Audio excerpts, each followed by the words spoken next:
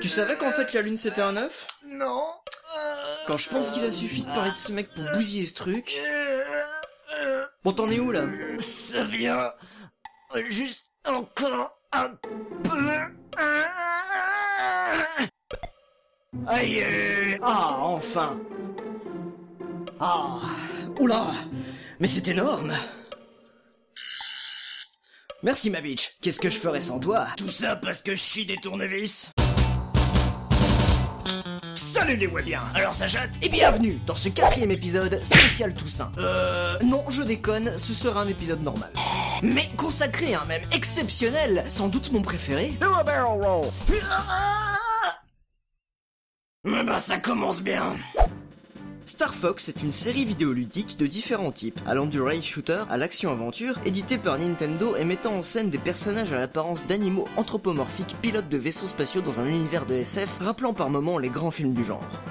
Les protagonistes principaux constituent une équipe de 4 mercenaires d'élite. Fox McCloud, Un ami de ma mère. le héros chef d'équipe que le joueur incarne, Falco Lombardi, Tiens lui aussi. le Vegeta de service, Sleepy Toad, Attends une seconde là. le mécanicien que le joueur passe son temps à aider, et Pépillère, le vétéran d'une ancienne équipe qui a pour passion d'abreuver ses collègues de son savoir, ce qui sert de tutoriel pour le joueur. Cette série est surtout réputée pour le premier épisode, sorti sur Super Nintendo en 1993. Ce jeu était le fer de lance de la nouvelle technologie de puce conçue par Argonaut Games pour Nintendo, le Super FX, permettant le développement des premiers jeux en 3D et embellissant considérablement la 2D. Attends là, tu nous parles de jeux vidéo ou de même? Une seconde, j'y viens. En 1997 sort le second opus sur Nintendo 64, Star Fox 64, ou Lylat Wars en Europe. Ça claque plus. La planète Corneria, premier niveau du jeu, sert de tutoriel pour le joueur. Et c'est le vieux sage Pépi qui se charge de la formation du joueur, en le surgavant d'infos, dont une qui devient très vite redondante, Do a Barrel Roll, qui s'exécute en appuyant 2 fois sur le bouton R ou sur le bouton Z. Voilà. Mais t'as pas parlé. Je sais, mais c'est compliqué. On peut interpréter l'expression par « fais un tonneau », sous-entendu à l'aide d'un engin motorisé comme un avion par exemple. Ça marche aussi avec les bagnoles. Même si nous verrons plus tard que c'en est pas vraiment un. 2 tonneaux. À partir de là, il va falloir que je commence à vous parler de quelque chose d'interdit. Mais promettez-moi que ça va rester entre nous, hein. J'ai pas du tout envie que ça finisse sur internet. Attends. Et les règles, bordel! Règle numéro 1, ne jamais parler de billes. Règle numéro 2, ne jamais parler de billes, putain! Tu viens d'en parler 2 fois. Ok, bon, on va décider ça en combat. Amène-toi ta pète. Je te laisserai pas nourrir le cancer de billes, bitch. De toute façon, c'était mieux avant, espèce de pisse de fut. Allez, enlève tes loucaves et amène-toi. Round 1, fight!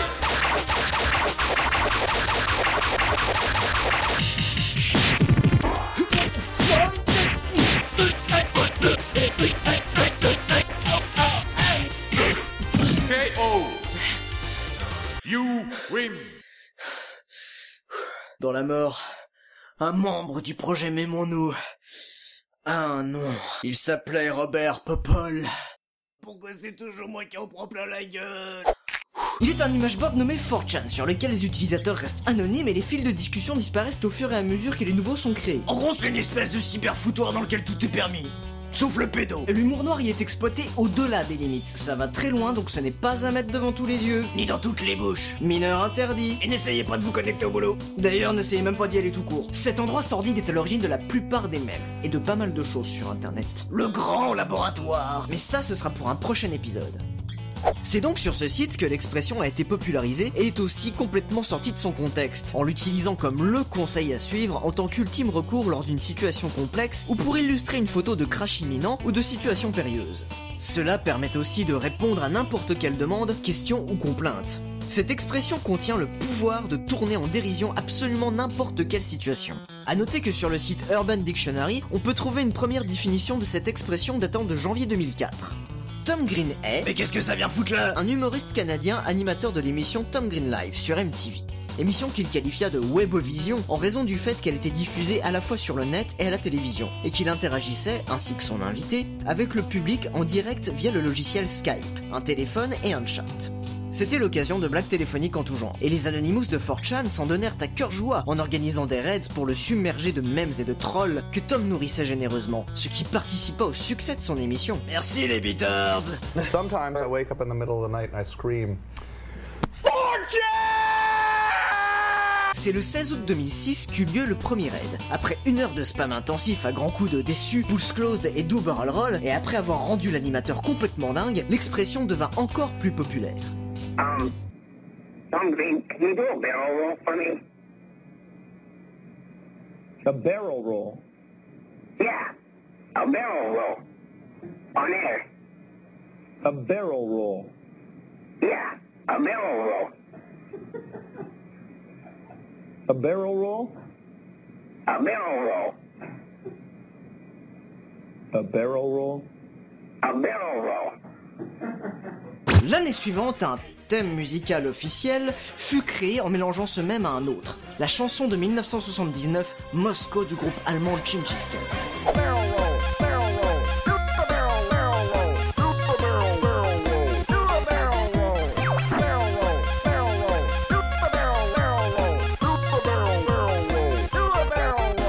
Et le 3 novembre 2011, c'est encore devenu un easter egg sur Google. Allez, tout le monde sur Google pour rentrer la phrase dans le moteur de recherche. Et j'ai entendu dire de ci, de là, qu'au Canada, c'était devenu un jeu IRL qui consiste à barrel roller, peu importe la situation, dès que l'ordre en est donné. Et ils font ça déguisé en furie? Ouais, comme ta mère.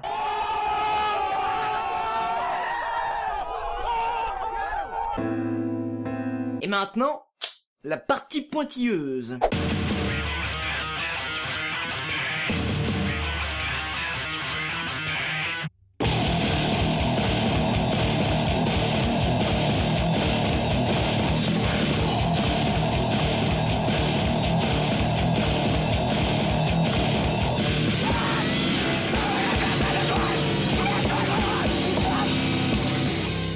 Dis donc Janine, pourquoi c'est pas un vrai barrel roll? Eh bien Gilbert, c'est très simple. Parmi les figures de voltige utilisées en combat aérien, le barrel roll, en français tonneau barriqué, est une manœuvre qui associe une cadence à la profondeur, comme pour une boucle, et une action au gauchissement simultané. Cela permet de transformer la vitesse de l'avion en altitude, puis de la retransformer en vitesse. Eh Janine, c'est comme si l'avion dessinait les contours de l'intérieur d'un baril. Exactement Gilbert.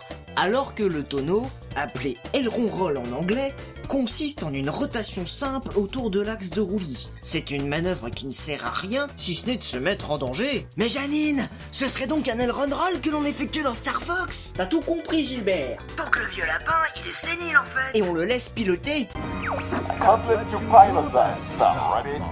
Attends là, je suis en train de me rendre compte de ce que je disais au début. Mon père ne l'est peut-être pas, comme si j'étais le fruit d'une sorte de gangbang interespèce non avoué qui ferait de moi un monstre. Qu'est-ce que je suis censé faire moi maintenant? S'achève ainsi cet épisode en espérant vous avoir fait jouir. Devant tes vidéos, je suis pas sûr que les gens se branlent. N'hésitez pas à partager la vidéo et à vous abonner à ma chaîne. Je fais toujours ça. Et vous pouvez dès à présent me suivre sur Twitter et rejoindre ma page Facebook. Ça y est, on est passé du côté obscur d'internet. Rejoins-moi.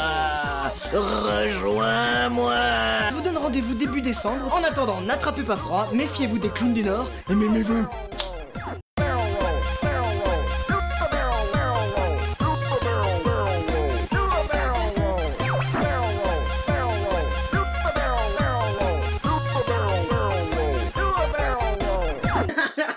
Et celle où les déguisants mystiques et qu'elle écarte les... Fais gaffe, ça tourne.